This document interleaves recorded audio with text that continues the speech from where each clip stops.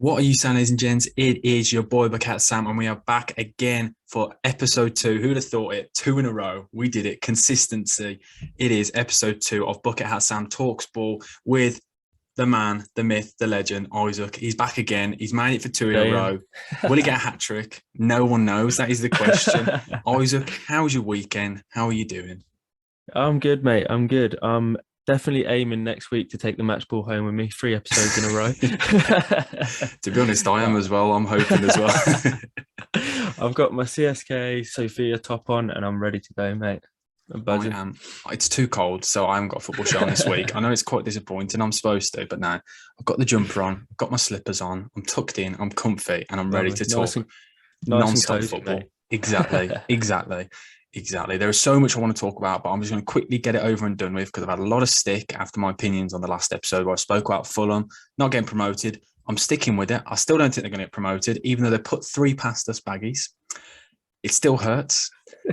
It was a bad day. Luckily, I couldn't find a bar in Oxford that was showing it, so I'm kind of glad I did miss it.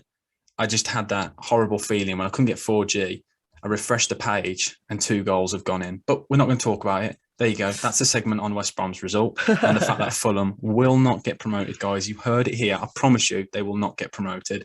But I want to talk about all things Spurs. It is crazy in the space of 2 or 3 days. Nuno's gone. We've literally just 5 minutes before recording this podcast, we've had to change our notes because it has just been confirmed that Conte is signing. It's just mental. I can't even get my head around it. But I want to talk about Nuno and Spurs in general before we talk about Conte. Where do we start? There's so much to go into with Spurs and everything that's gone on with Nuno. 17 games he had in charge. He's the shortest reign of any Tottenham manager in the Premier League. He literally only lasted 10 games, which is absolutely crazy. And in his first month, he won Manager of the Month, which it just makes it absolutely mental when you look into it. It's crazy. Yeah.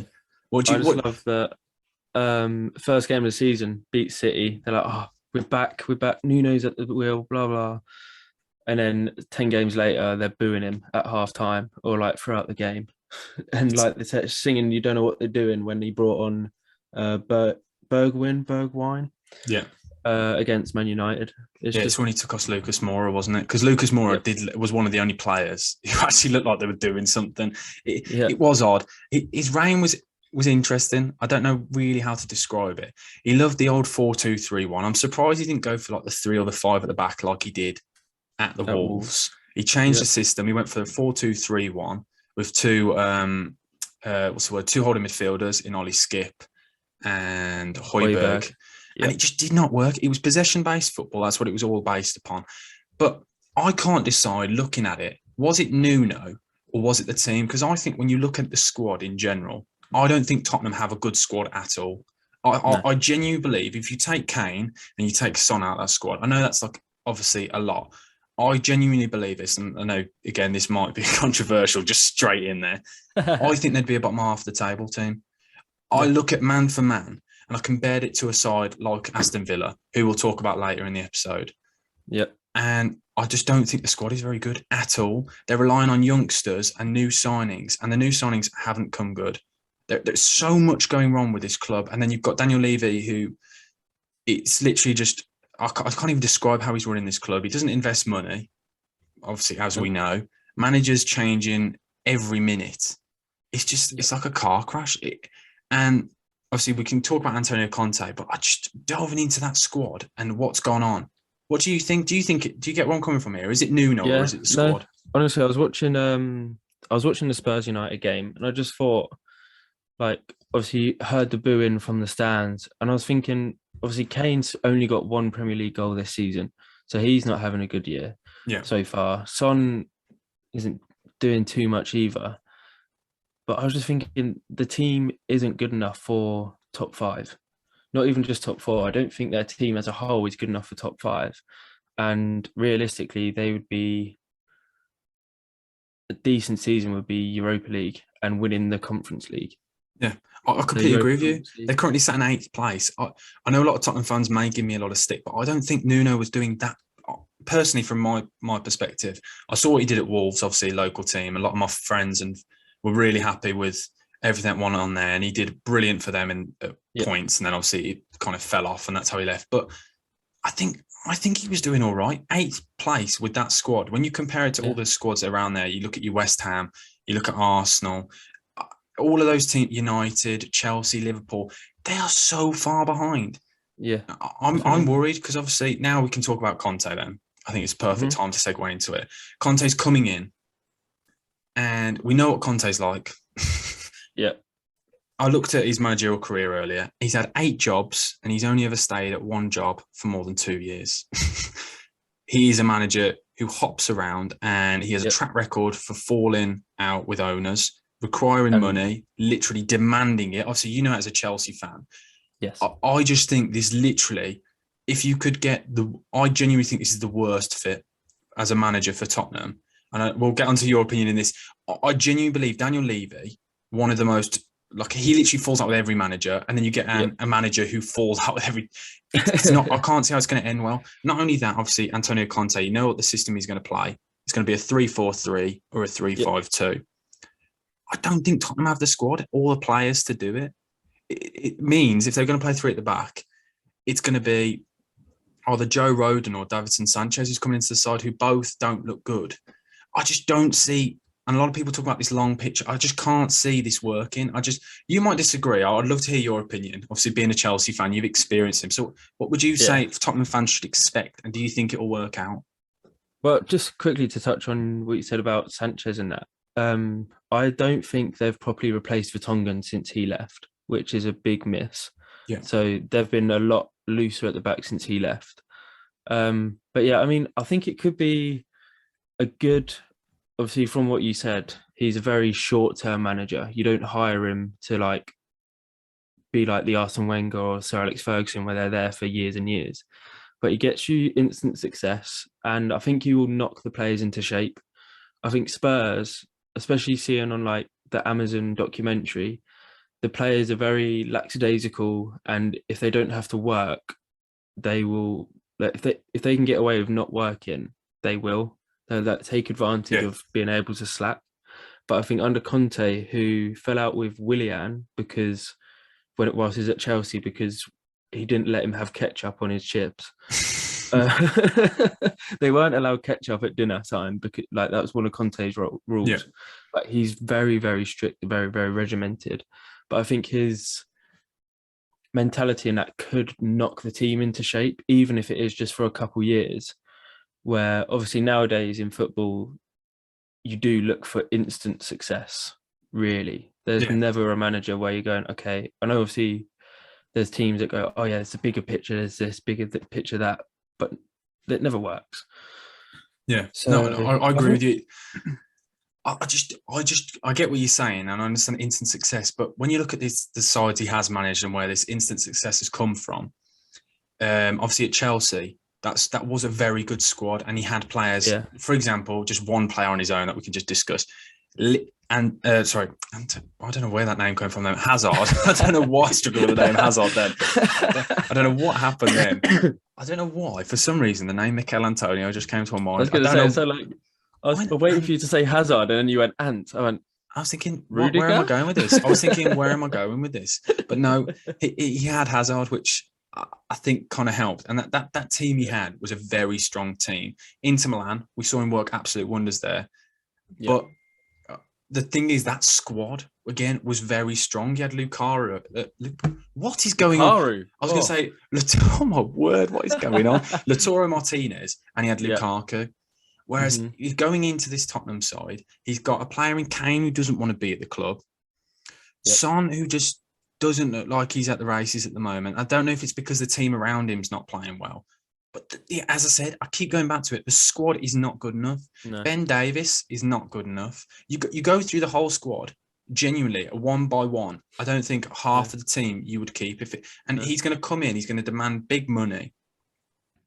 But I don't know who they could get. They need so many players. It's a proper reshuffle and a revamp of that side. And I just can't see how. I know you say instant results, but you can't get instant results. Yes, he can have a system, but it's just going to be the same as like a Mourinho style. And what Nuno is trying to build, a solid defence and build forward. I just don't see what he could change. Players. I may look really stupid, and I will happily be clipped up on TikTok again, like I was against the Fulham West Brom game, and I will happily look stupid. But I just don't see this working, and I genuinely cannot see him staying until the end of the season. I can see it in January. He's not getting what he's promised, because that's Levy all over. He's done it with so many managers. Him not getting what he promised, and it all just going to pot. I just can't see it. There's not enough depth in the squad. They've got so many games coming forward. Obviously, with this Europa Conference League, at the moment they're third in their group. They not even get through their group. Like, I could talk about it all day. I think, like you said, the squad isn't good enough, and I think they tried to add to the squad in the summer, but the players they signed, it's like they've gone, oh yeah, you'll be a rotation player. Like, they're just trying to fill the squad out rather than actually get quality into the team. I completely agree. When you look at some of the players they've signed, like Emerson, the right back, I watched him play, and specifically against Crystal Palace, I remember watching him and thinking, genuinely, where have you found? I genuinely think I could play better at right back. I've seen him; he makes so many mistakes. He's literally just. It's like another player, like Eric Dyer, and I said Davinson Sanchez, Joe Rodon. All these players have got mistakes in them. There's no consistency. None whatsoever. And I just can't wait to see what happens. I think it's going to be really interesting how this all unfolds. And what I don't like as well is how you can go back in for a manager who 2-3 months ago turned you down. He didn't want the job. He said he didn't want to manage. He said he didn't want to manage in the Premier League. It wasn't the right job. He wanted a big project, but a big project with Antonio Conte, you're going to need to throw millions at him. And I mean, serious money. He demands money and literally constant churning in new players and getting rid of Deadwood. The thing about the players he signed at Inter Milan was ridiculous. It was a proper overhaul of a squad. I remember looking, it was like 12, 13 signings in the first summer. I just can't see Levy doing it. I just don't know. So I'm going to go in the camp of no. I know you're going to probably say yes, because obviously he did absolute wonders for you guys. I'll say yes as well, because like you saw what he did to Diego Costa at Chelsea. He was on holiday in Brazil and he just texted him, I don't need you anymore. But he was our top goal scorer when we won the league the season before. And he just cut him loose. And I think that might also help Spurs, because that shows he's not afraid to just be like, yeah, I don't need you anymore. If you're not working for me, I will just get rid of you. I get that, but we saw that with Mourinho, with players like Dele Alli, Danny Rose, and look how poorly that went. So I don't know whether he's the right suit, because if you look at what worked well with Tottenham, it was Pochettino, a manager who's going to put his arm around you, tell you he loves you, tell you he's brilliant. And Antonio Conte is not like that. He's more to the style of Mourinho. I know obviously then the systems are different, but the fundamentals, I believe, are quite similar. It's solid defence and go forward. It's low block, counter-attacking style of play with pace. Yeah. So I just think this, the more I think about it, the more things I'm just adding to this pot, and I'm just waiting for it to explode. And I think it's going to be huge, because the repercussions of this, the longer that Spurs are not playing well, the sooner the likes of Leicester, West Ham, Arsenal, United, Liverpool, Chelsea, City, I've probably just missed somebody, push further on forward. A couple of seasons ago, Tottenham, a few seasons ago, Tottenham were considered, they were in the Big Six, and they were considered to be that team that everyone thought were going to progress and win the division. And now look at them now. They're falling off. And I know I say falling off. They really are. That I am really worried for Tottenham fans. I know a lot of Tottenham fans who are very worried as well. And I think I'm more worried than they are. I think this could be awful. But I don't know if I'm just panicking for them. I'm not sure. I think it's because a few of the points we've said, well, you said, I've said as well, it all relies down to the players. But then going back to was it Levy? We'll just keep hopping between the two, and one at a time we'll get it right. Exactly. Him and the other owner, like backroom wise, I'm not sure they have an actual plan, because remember when they who was it? They sacked Mourinho and they went back in for Pochettino. Yeah, they tried everyone, didn't they? Well, Nuno was the ninth choice, wasn't it?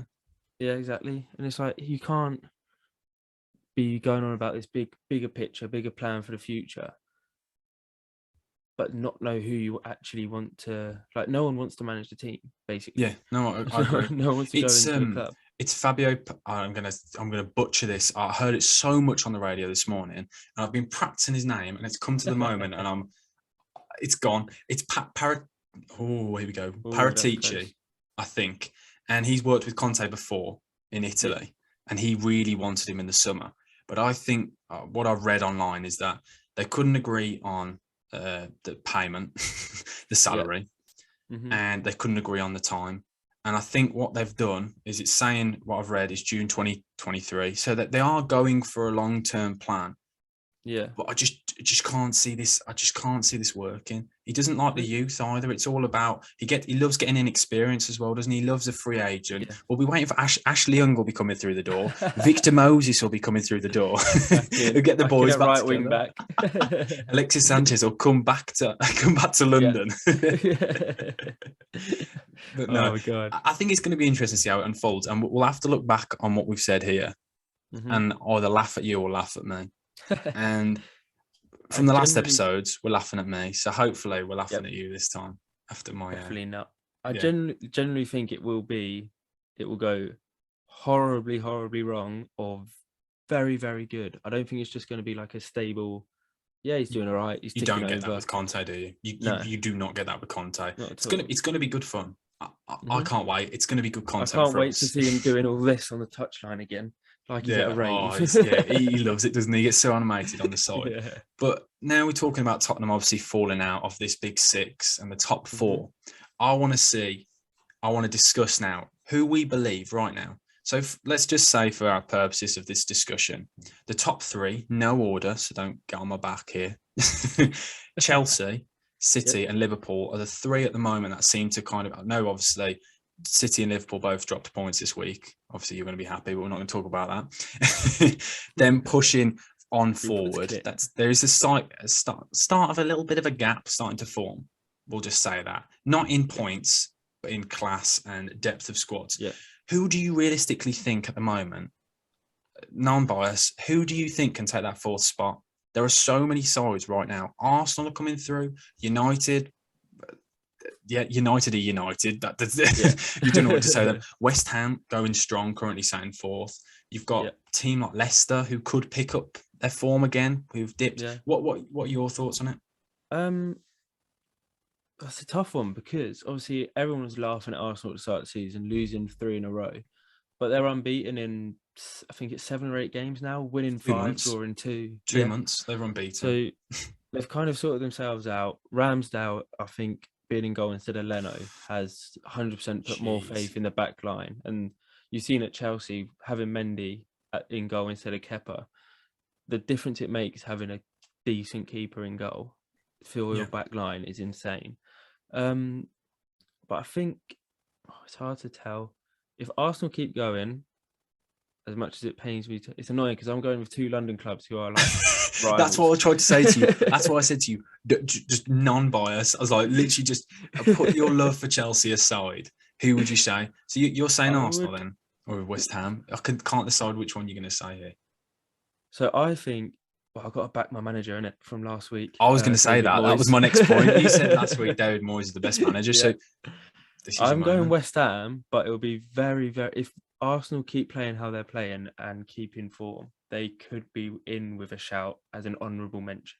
Yeah, as an honourable mention. Then okay. So United aren't fourth then. You don't think United are? I can't see them because they lose 5-0 to Liverpool and then go beat Spurs 3-0. You can't really get top 4 when you're up and down. Yeah, I get you. Consistency, like in results. And I think West Ham and Arsenal at the minute, obviously it can all change because we're only in game week 11. Yeah. At the minute, are the most consistent, and as we'll get onto it later, about Villa. West Ham absolutely hammered. Hammered. There we go. There's a good pun. You did not mean that, but I rate that. But I completely agree. West Ham, at the moment look unreal, and it's the same side every week. You know exactly how they're going to play. It's just impossible to stop. You've got Ben Rama, you've got Declan Rice coming in late, you've got Souček. Finally, Declan Rice adding those goals though, which is why I think now he's taking it to that next level. They've got a strong back four. Yeah, Zuma looks unreal. Zuma and Ogbonna, the two of them together looks unreal. I'm sorry. I love Zuma. what I worry about West Ham, and it will be interesting to see later on in the season if they carry on pushing through the Europa League like they will do. Yeah. I think now they're balancing well with the Thursday to Sunday. They are doing very well with it. We're seeing it with Dawson coming in, and there are fringe players like Mark Noble who come in. They have got the players to do that. But where I worry for them is they're in the quarterfinals now, the League Cup as well. They're literally there in everything still. And I think after January, we'll really be able to tell how good this side is and how David Moyes can really get this group of players. Because I just don't think the depth of the squad is enough there for them to stay in that top four.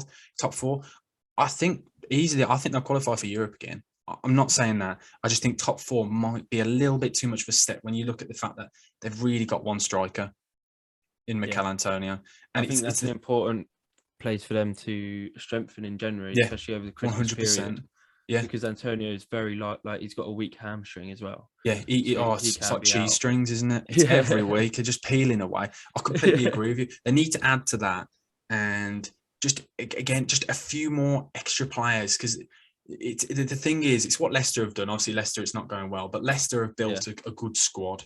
It might not be going for them at the moment, but they have built a good squad. You've got to add to these players and have good rotation players, like what we just said Tottenham tried to do, but miserably failed. They need to add depth in this squad, because a couple of injuries, I'd worry for West Ham. I don't think they get top four. I still think they're a very good side, and don't get me wrong, I can see why you've said it, but I think realistically, it's going to be either United or Arsenal for me. I think Arsenal are very lucky in the fact they've got no Sunday football, and I think no Sunday football, no midweek football. I knew what I meant in my head, and then I said it. No midweek football. I think it's fine. I nodded and agreed with you anyway. I didn't even talk because I knew exactly what you was talking about. I knew what I said it, and I was like, "You've just said Sunday, you idiot." But no, but I genuinely believe, because they're not in Europe, that will really help them this season. I think that's a blessing in disguise, because obviously the fans weren't happy about it, but I think he can really help them push on. He's got a good group of young players, and he's mixed it well now, and he's got a good system, and you actually know their starting 11, that we finally actually know the team they're going to play. And I think that what you said about Ramsdale, I think Ramsdale is absolutely unreal. And I will apologise, because I said on my YouTube channel, I didn't get the sign-in, but we've never seen him doing the things he did. But we'll talk about goalkeepers later, as we've said. I think one thing that's gone unnoticed is obviously Tomiyasu. What a player. I love him. I absolutely love him. The way he runs on that line, if you watch the way he runs as well, it's like he's in the James Bond movie. His arms, it's just like bionic arms. It's so funny. I feel bad for the audio listeners, because you just didn't see that. We've just both done an absolutely unreal Tomiyasu impression with the arms. And then it's Ben White and Gabriel. I think the two of them will go, why am I struggling with names tonight? Gabriel and Ben White, the two of them play some really nice football. You've got a left-footed defender and a right-footed defender. I think it blends really well. And Tavares or Tierney, they're starting to build a solid back line. I think that's why they're doing so well. That's where the consistencies come from. It's because consistent back line. They've got a style. You're starting to see this pattern of plays, fast, direct football. I really like it. I think it's going to be them or United, as I've said, but I think they'll edge it for top four. That's my thing on top four. And we spoke about United last week and how inconsistent they are, as you said. And I think if you've got Ole Gunnar Solskjaer, brackets the PE teacher, you will not get Champions League football next season, because I think what's been a blessing, I keep using that phrase, they've been disguised how much of a fraud Ole Gunnar Solskjaer is. I've gone fraud. I've gone a big, that's a proper thing. I'm calling him out on here. I think he's been lucky that in the last couple of seasons, he's been able to qualify for Europe because of how poorly everyone else is. And Arsenal are now starting to build something. I know people might say, "Oh, Sam, they've had a few wins together. They're consistent. They're beating good sides. They're beating a Leicester side at the King Power. That is not an easy thing to do. They're starting to build something, and I think the other teams are starting to catch United. United aren't progressing, and they will not under Ole Gunnar Solskjaer. So I think the top four will be Chelsea, Liverpool, City, and Arsenal. I can't believe I'm saying Arsenal. Bear in mind, they didn't even qualify for Europe last year. They couldn't even get in the Conference League. Finished ninth. They were bottom of the league at one point. Yep. They've turned it around. It's mental how, if we'd have done this podcast like 5 weeks ago, probably one of the topics would have been Arteta out, ? And now it's Arsenal in the Championship next year. Literally, look. And now we're talking about this. It is crazy, but it's football. It's all about form and about consistency. And they've got both of it at the moment. It could all go wrong still. But I'm now starting to see what people have spoken about. They're playing lovely football, as I've said. And I love watching them. Starting to put the pieces together. It's starting to flow better as well. It's not they're going forward and it just breaks down. They're going forward and actually creating chances. Having Smith Rowe, Saka, Aubameyang's kind of getting back into form again. Yeah. And Lacazette's he's not scoring that much, but his on the ball play, build up play. Oh, I agree. Improved a lot. He holds the ball up so well. And when you've got players like that coming off the bench, or when the fact they've got Odegaard still, and Odegaard isn't he's not playing week in, week out. Lokonga in the middle, I really like him on Lokonga. Lokonga, both of them sounded right in my head, so I just went for both. It's a system that's starting to work as well. He's starting to kind of show what he can do. The energy between him and Lokonga, the two of them together in that midfield, it's exactly what they needed. It's starting to see balance because they've got so many good attacking players. You needed a solid defence and two players to potentially sit or have energy to get backwards and forwards, because that was the problem. They'd go forward and they'd be left so vulnerable at the back. And that's why people would call out Ben White. I said at the start of this season, I don't know if you've seen it on a video, I said, and I even dated it so I can clip it and it's saved on my computer, that in a year's time, we will be discussing how Ben White is the signing of the season and Ben White will be a better defender than Harry Maguire within a year. I said it and I dated it. Yeah. I think it was always a good signing. It's just the price tag. Yeah. Messed it up. Yeah, but then you look at Maguire, I still think it's good business, but people think I have an agenda against Maguire. But I don't. It's just not good enough. But so who are you locking in then as your fourth place? We'll get round to it. We've discussed it so much here. I'm gonna stick with West Ham. I'm gonna back Dave. Big old Moisey boy. And you love him. You guys, let us know in the comment section below who is going to finish fourth. The choices are Arsenal, United, West Ham, and we're going to throw in Leicester, even though they're doing absolutely awful and they're in the mud at the moment. I'm going to go. They potentially might be doing a reverse for it though, because usually they fall off at the end of the season. That is a good point, and they bottle it, don't they? Doing a reverse now. They're leaving it. We're a quarter of the way through the season. They really need to step it up, don't they? But now we talked about West Ham battering Aston Villa. Yeah. There's so much to talk about with Aston Villa. By the way, can I just say, everyone who's listening, how good are these segues now? Look at this. I've been practicing them all day. I wasn't going to mention it, but I'm so proud of myself. I'm like, do you know what? I'm a pro at this now. But I've just mentioned it, so we'll just pretend that didn't happen. Aston Villa. It's absolutely insane with what's going on there. They were tipped. Everyone was tipping them to be, they're going to get Europa League. They're going to break into this top six. Grealish went, and it's all gone to pot. Yep. So I want to talk about Aston Villa, and is Dean Smith the right man? So we'll talk about it as a whole. So where do you want to start? You take it. Go for it, mate. So I'm going to start with many of my friends that are Villa fans. You struggle with that one. That's me. He usually does that, so I'm glad it's you. It's spreading over to me. It's coming through the camera. They were saying, I was like, you saw Grealish, you're ruined. Because last season when he was out for 7 games, their form dipped. Oh yeah. They didn't win a game. I think they won 1 game and scored 2 goals in 7 games. Yeah, they had, it's about 13 points across 12 games. He was out. Yeah. It's absolutely insane. Silly. And yeah, to be fair, their recruitment this summer kind of gave you it looked like they could challenge for at least top 8, I think top 7, like the likes of Danny Ings, Leon Bailey, and so on. But I don't know if it's just not clicked or how Dean Smith's play style. Obviously, he likes to play with one striker. But he's trying to get Ings and Watkins on the pitch at the same time when they're both fit. I don't know whether that change has kind of ruined the flow of things at Villa Park or what. Yeah, But also Martinez, to be fair, last season they relied on so much on Martinez as well. And he's not really in the best form at the minute, and they're leaking goals. Yeah, which is one thing that they were built on last year about the amount of clean sheets he was getting. Yeah, I do agree with what you're saying with the Ings and Watkins. It's like he's now got the resources, but he's been given the resources and he's just panicked. It's like he's building a team around that he has to get those two players in. yeah. And I was looking earlier. I see it from an outsider's point of view. I do keep up to date. But I was looking at the amount of formations they've played this season. I played five different formations. And I was looking through 3-4-1-2, 3-5-2, 4-3-3, 5-3-2, 4-1-4-1, 4-2-3-1. They don't have a system. And last season, you knew exactly how they were going to play. They've got no defensive partnerships. They've got a lot of defenders. They've got Conte, Tuanzebe, Tyrone Mings, Courtney Horse. And they seem to be changing the defence pairing every week in, week out. They're not building a partnership.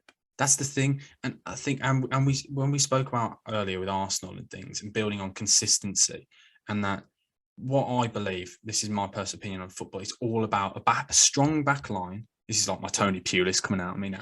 A strong back line is the biggest fundamental in any game. You will get success if you defend well. If you keep them out, you're guaranteed a point. I know it's obvious. But that's the thing with the Villa now. They just leak goals for fun, and they just look so vulnerable all the time. And I don't know what it's gone on really, because obviously they've only lost really Grealish. When you look, they've not. Like in a way, they've improved their squad.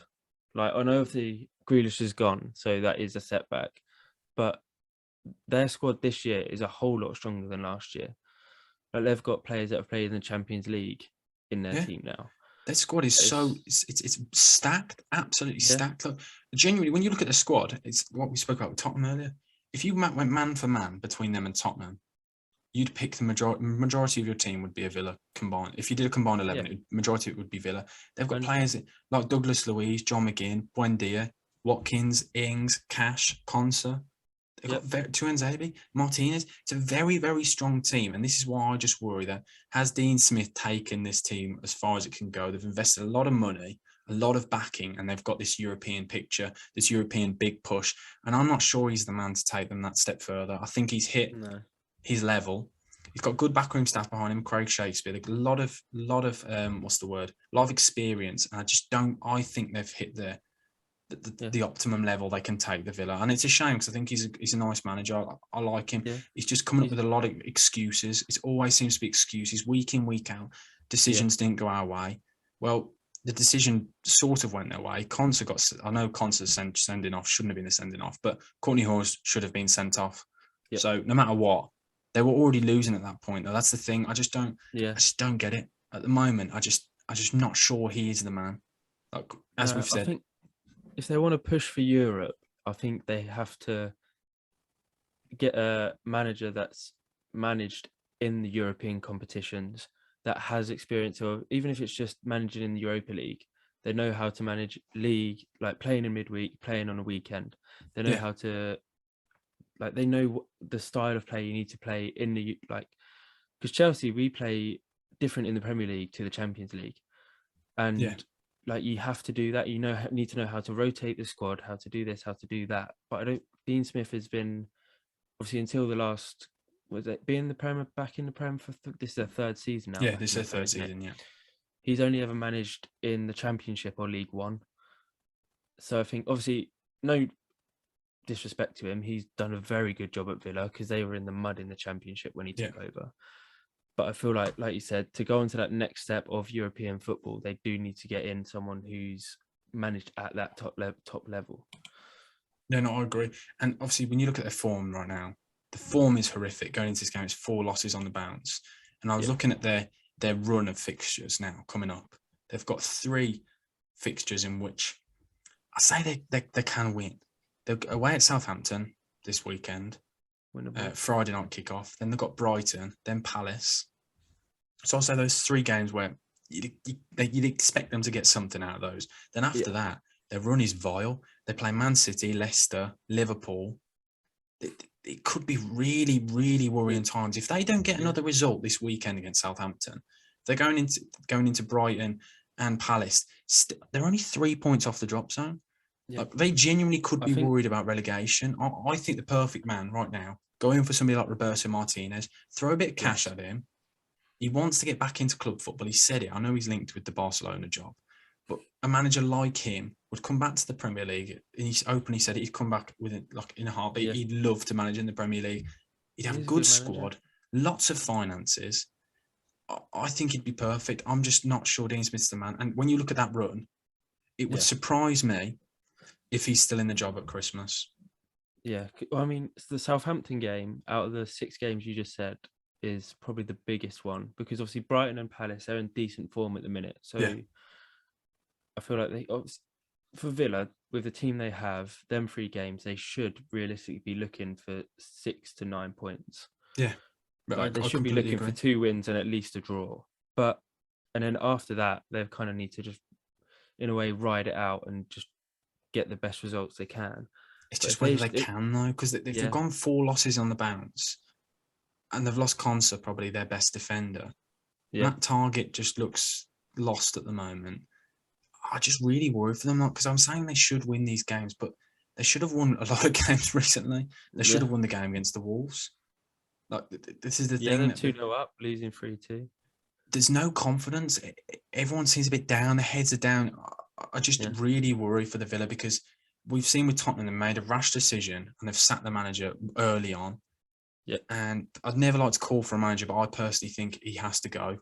I just can't, because what happens with a lot of clubs around this time, 10 games in, a quarter of the season, a lot of people say, you can't tell anything. But we're going into this Christmas period now where games come thick and fast. And next thing you know, they could be in the mud and they're looking up at the table, they're like just having to climb, and it constantly adds pressure. 2-3 weeks, they could be sitting in 19th, 18th, 19th, easily, the way they're going at the minute. They're not going to be 20th. Obviously, Norwich have got that permanently. Like, there's no chance they're coming off the bottom. They're cemented to that one. Yeah, but no, they're living there rent free. It's fine. Definitely. So, do you think Dean Smith should be sacked, or do you think potentially you should give him more time? Or I think they need to give him.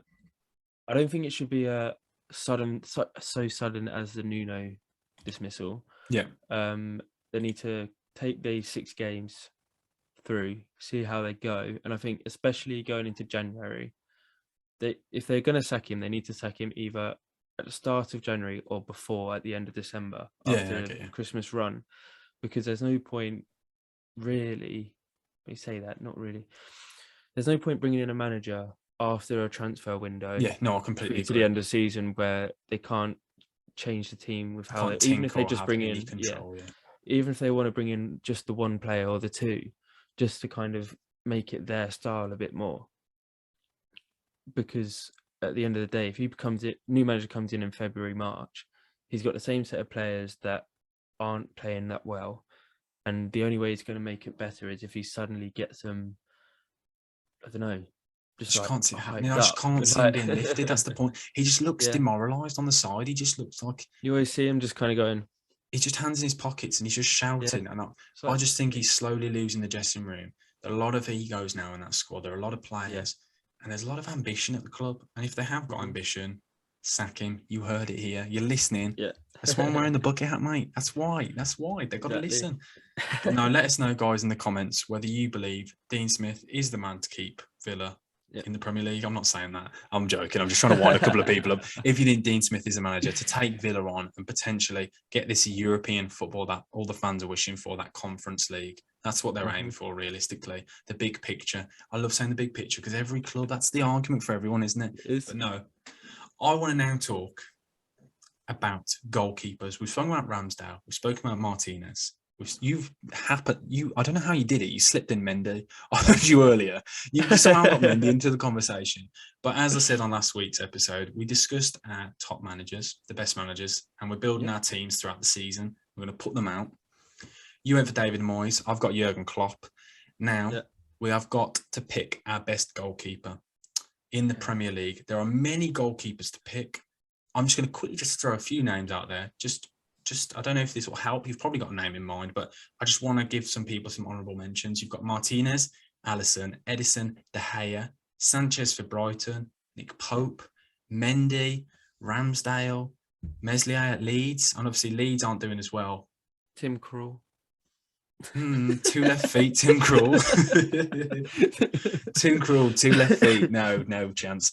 I nearly Pickford. I actually typed his name out, and then I watched him in the game against the Wolves earlier. I watched part of that game, and I'm not having Pickford. I'm not even mentioning Pickford. And if you mentioned Pickford, if you picked him... I was about to say, I would never pick him, but he's good for England. In the Prem, he's just awful. Yes. Yeah. I thought for a second you were going to back him then. I was literally going to end the podcast and say, do you know what? It's over. He's not getting his hat trick. You're not coming on next week. I'd have just taken it over on myself. Or I could have just muted you. I've got the ability to just mute you for the rest of the pod. So who are you saying then?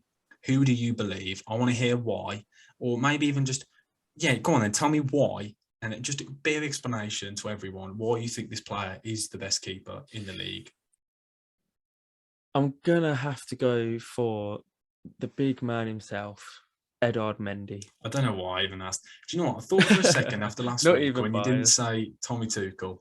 I call him Tommy Tuchel, by the way. I just like the name Tommy. It's not Tommy Tuchel, but I like it. It just has a bit of a ring to it, doesn't it? I thought you weren't going to back Chelsea. And this is why everyone... This is bias. No, I'm joking. Carry on. Explain. No, explain. I've got to get one player in there. Go on then. Explain.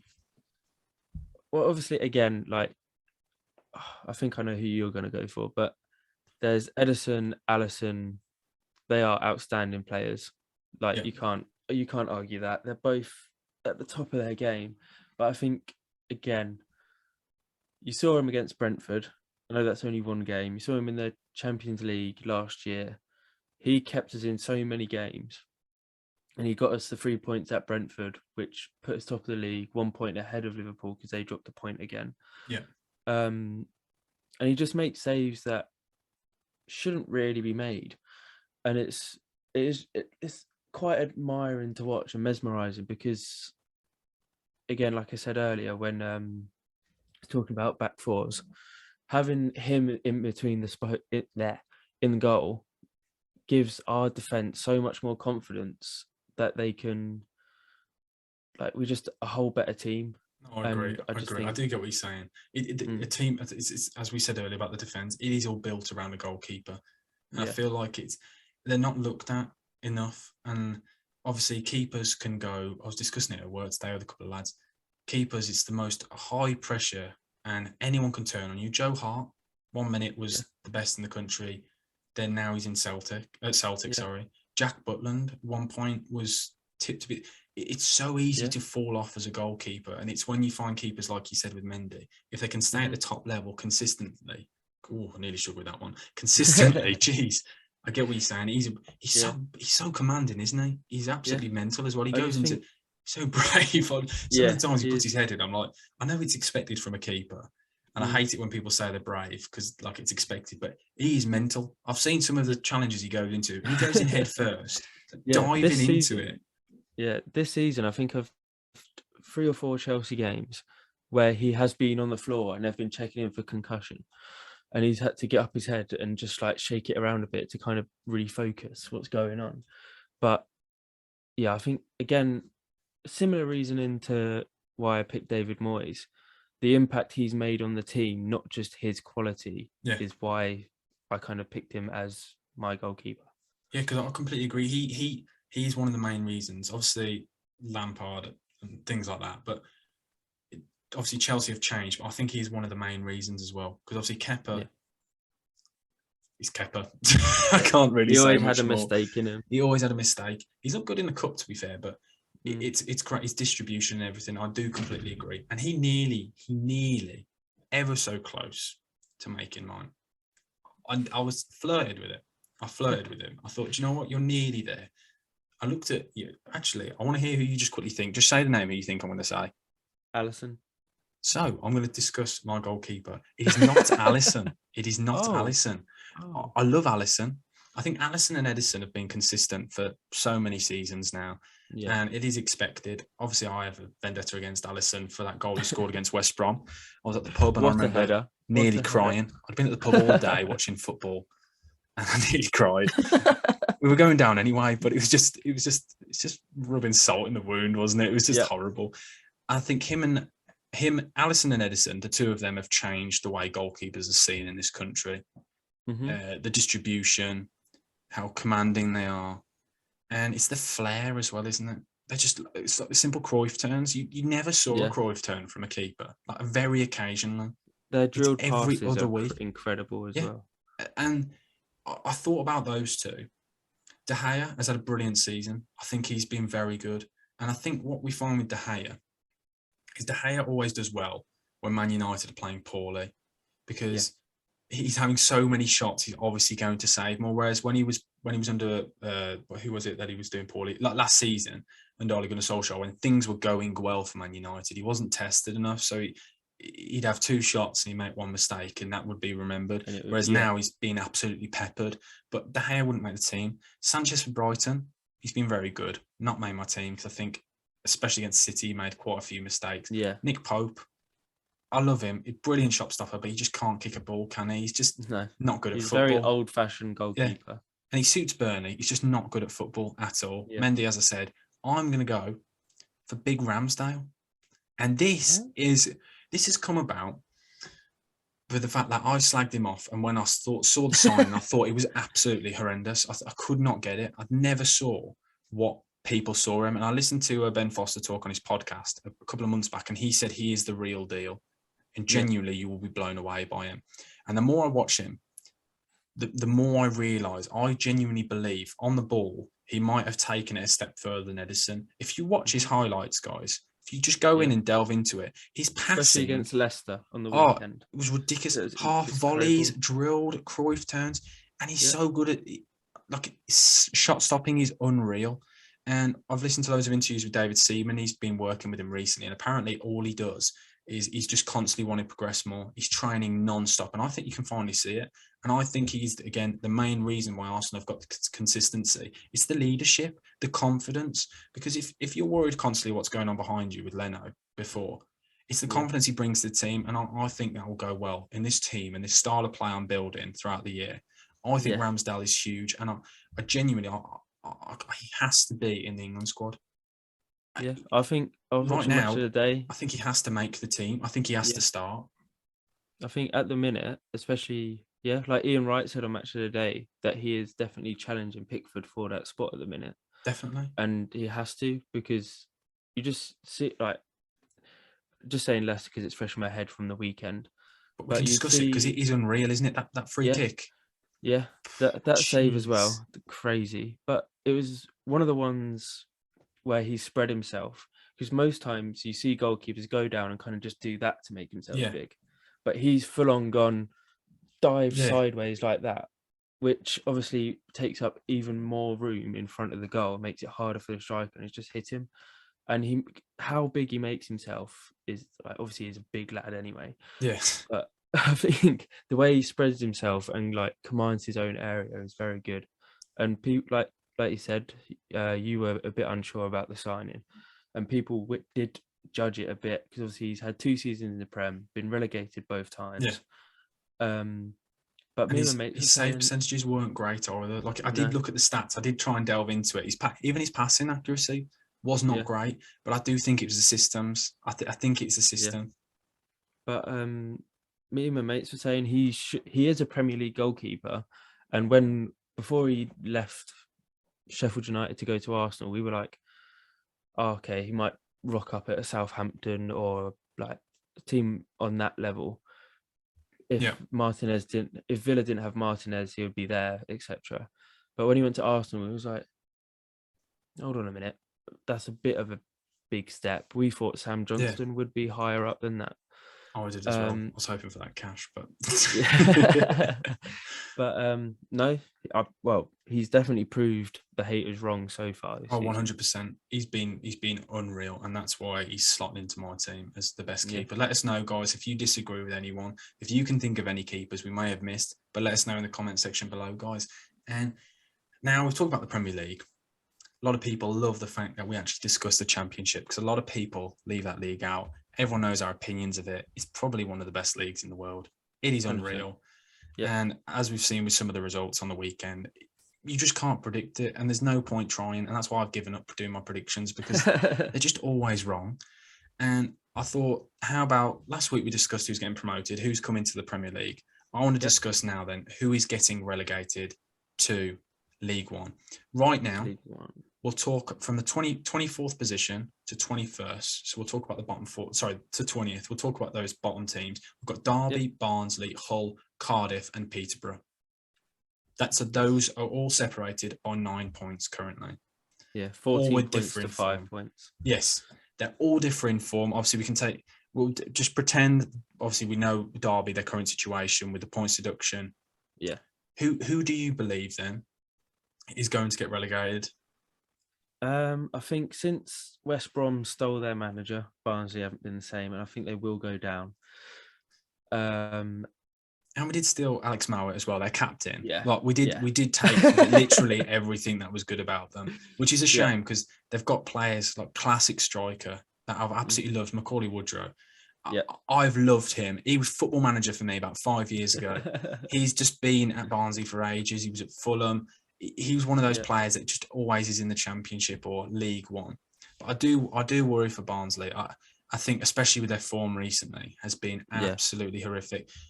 I was going to say, I think they've sacked their manager. I'm not sure whether that was today. I'm pretty sure I read, or they're going to sack the manager. I'm going to quickly research. I might be completely wrong. Yeah, the manager's gone. Next manager, yeah, it says it there, the odds. I thought he had been sacked because I think it was him, Nuno, and the Scunthorpe manager have all been sacked in the same day or in the same course of time. So I might have just butchered that, but he has been sacked. I just had to just double check. Should have done better research, but but no, I see what you mean about Barnsley. Their form is horrific at the moment, and it is quite worrying signs. Because Cardiff have just sacked Mick McCarthy as well, haven't they? I think it's last week they sacked him. Yeah, and they've got Steve Morrison. Yes, Steve Morrison. Did you see the game? I watched the highlights. They played Stoke away. They went 3-0 down. And they came back to 3-3. I couldn't get the word out. They came back 3-3 and had a goal disallowed in the last minute.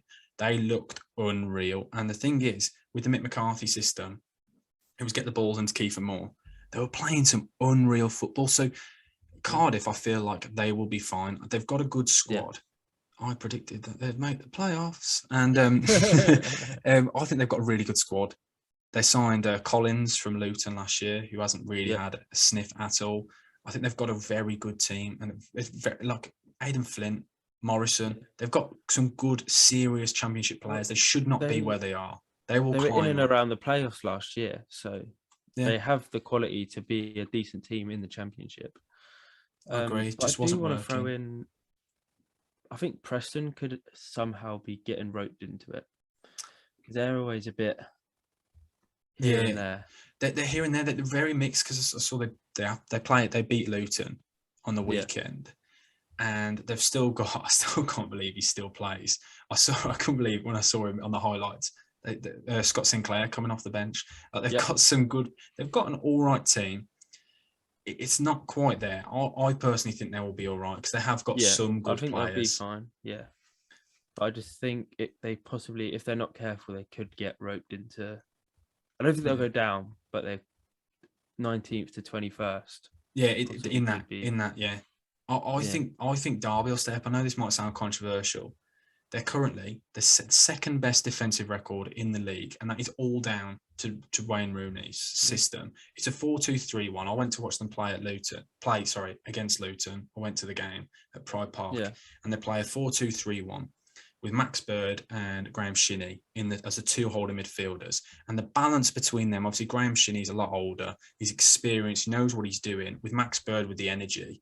They've got Tom Lawrence still in the side, got Ravel Morrison, Sibley, and then they've got Kazim Richards, who just came back recently, Craig Forsyth, Curtis Davis and Phil Jagielka. The two of them together are absolutely unreal. The experience, They turn like lorries. They are so slow. They are Eddie Stobarts. It's literally they are so slow. But then they've got what's his name? Nathan, the right back who used to play Nathan for Byrne. Wolves. Thank you. Nathan Byrne, who used to play for Wigan and Wolves. Him Yeah. going down the right and he covers because he's absolutely rapid. I think the Mhm. balance they've got, it's just they've got no depth. That is really it. But Yeah. we've seen, obviously, with the point deduction, they're 3 points off Barnsley. And Yeah, with that they're points not- deduction, I genuinely believe that they will stay up. Across the course of the season, they've got that starting 11 is so good. It's the depth is what I worry about. But I think starting 11-wise, they're a mid-table side. When you look at the sides around them, I'm more worried about your likes of Peterborough and Hull. Because Peterborough, who came up last year, Johnson Clark Harris, scoring so many goals, and he's struggled so far in the league. And Peterborough aren't playing the nicest style of play. It's very defensive. Darren Ferguson, he's trying to keep it assured at the back and not letting players like Dembele go for it. And that's what I worry for. They play a 3 at the back system, and it's very defensive. It's very negative. And I worry for them, and I worry for Hull. Obviously, Hull, it's a really sad way. Obviously, Hull have got the transfer embargo, like other sides. Yep. They've just not been able to invest, and they've got an aging side. I don't think their side is good enough, personally. I don't know if you agree with that. They've not scored goals. They're the lowest scoring team in the league.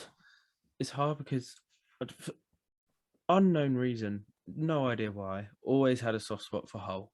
It's a bizarre. I don't know why. I can't explain it. I cannot explain it. And I do want them to stay up, but like you said, I don't think the quality in their side at the minute, especially with not being able to bring players in to boost the squad and strength of it, I think they will go down as well. And like you said, it is a shame. I don't think Malik Wilkes, who played really well last season, he's one of those players. They've got a couple of players like McGuinness, players who were good in League One, and they're just not good. They couldn't add to that squad. So I think they've kind of been shafted by that. They've got George Honeyman as well, who's kind of shown he's a good League One player again. Yeah.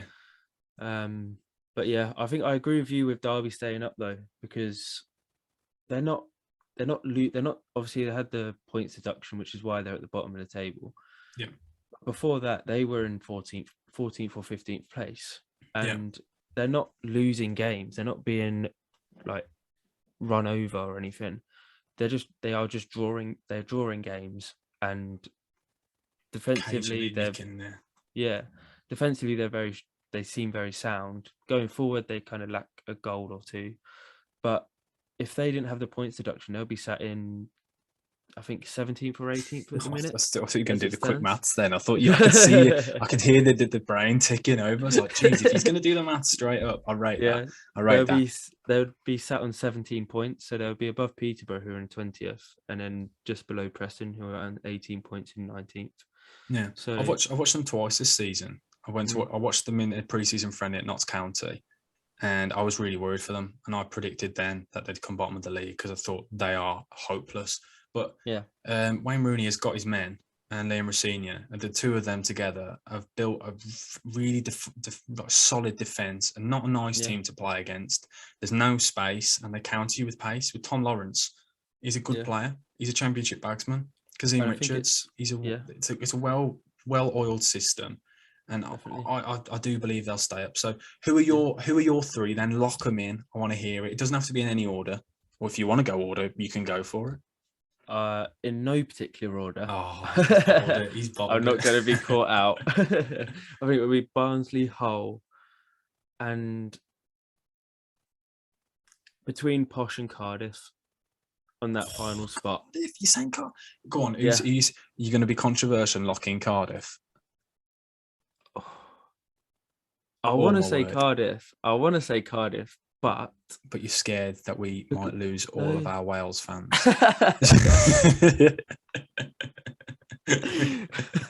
It's because they're yet to, because obviously Morrison's there at the minute, but he's only interim. Yeah.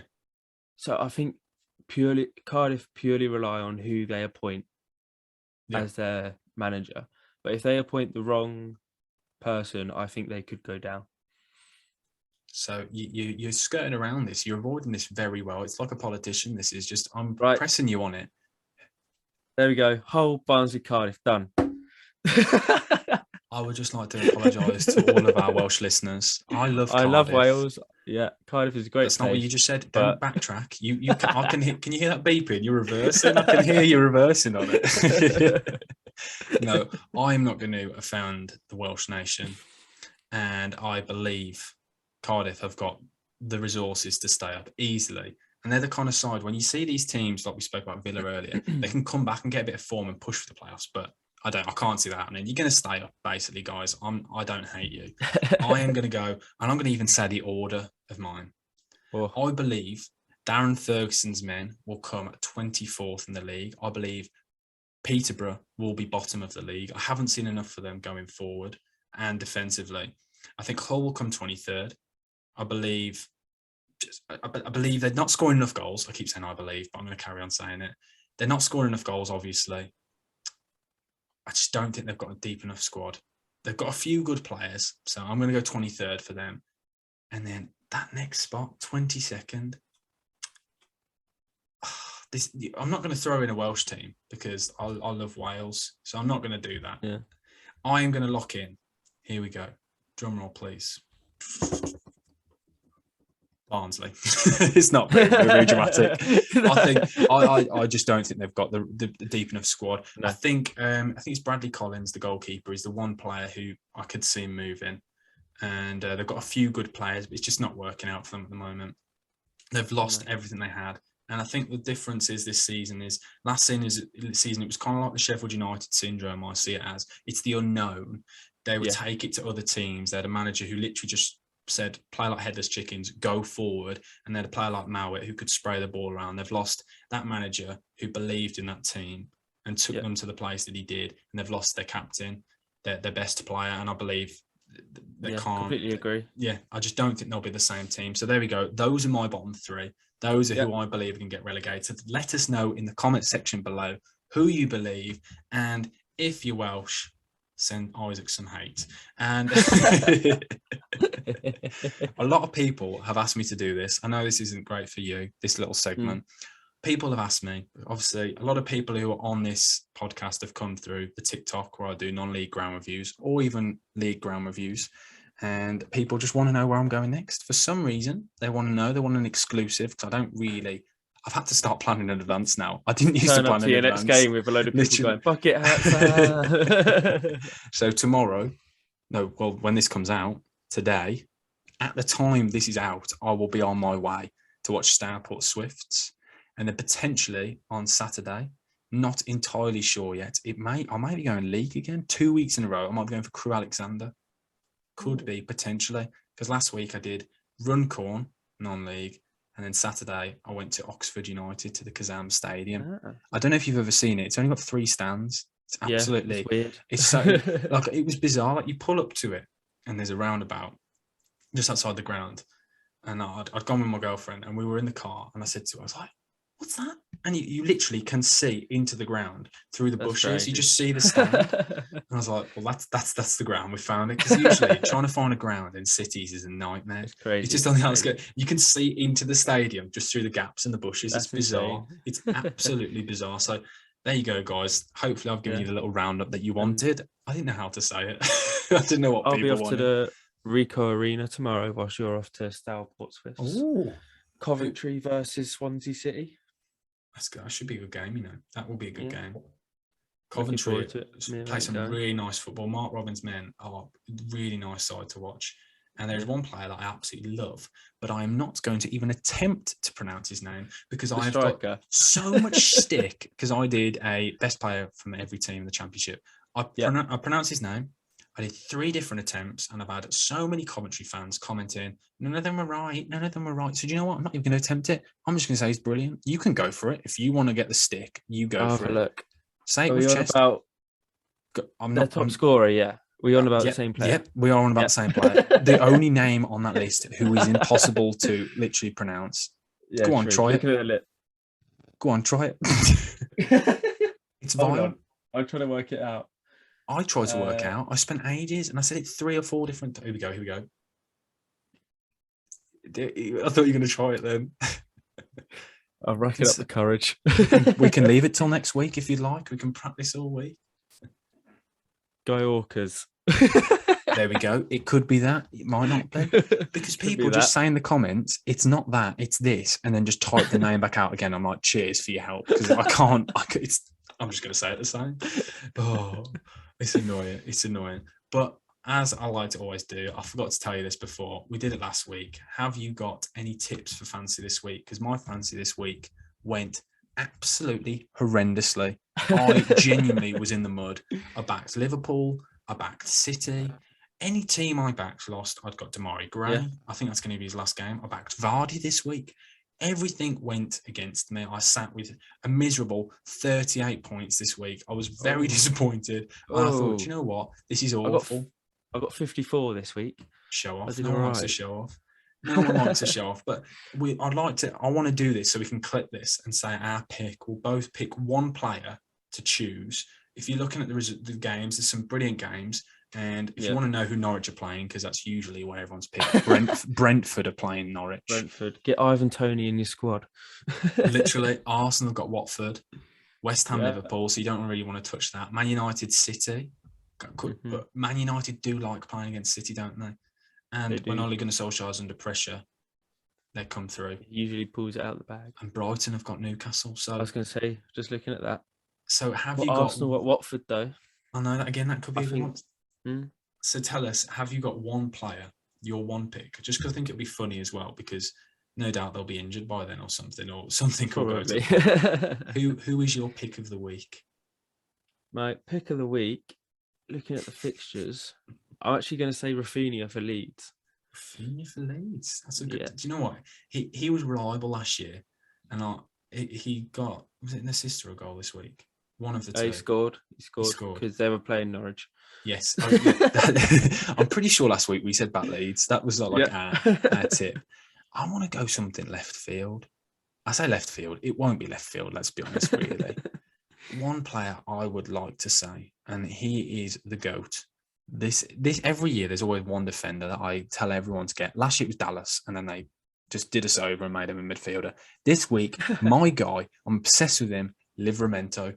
Against the Villa, clean sheet. He'll be bombing down that right-hand side. He's come against Matt Target. Matt Target, 2 left feet, one of the worst defenders in the league. I'm telling you now, big things from him. He's going to score, he's going to assist, and he's going to get a clean sheet. As I said last week, I'm going to try the joke again and see if this one lands better. I'm going to get the wellies on because I'll be knee-high in fancy points. That's a bit better. A little bit better. I tried it. But thanks, mate. It's been another banging episode, guys. Hopefully everyone's enjoyed.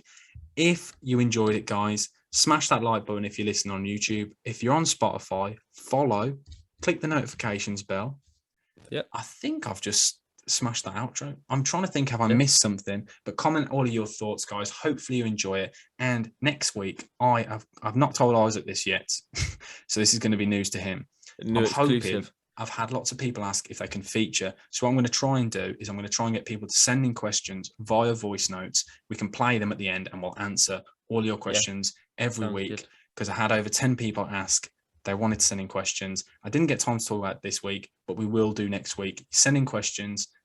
Just DM me on Instagram and we'll get it sorted. But yeah, thank you guys for listening. Like, comment, subscribe. Do your thing. Isaac, thank you again. Been a pleasure. Exactly. Loved it. It's very late at night, guys. So just excuse us for messing up a lot of words. It's past midnight. I cannot wait to get to sleep. I've thoroughly enjoyed it. Don't worry. It's not you boring me. It may bore the listeners, but I wasn't bored today. So thanks, mate. I'll speak to you next week. Speak to everyone soon. Thank you. See you all later, people. Exactly. Peace. Up the baggies. See ya. Come on the Blues.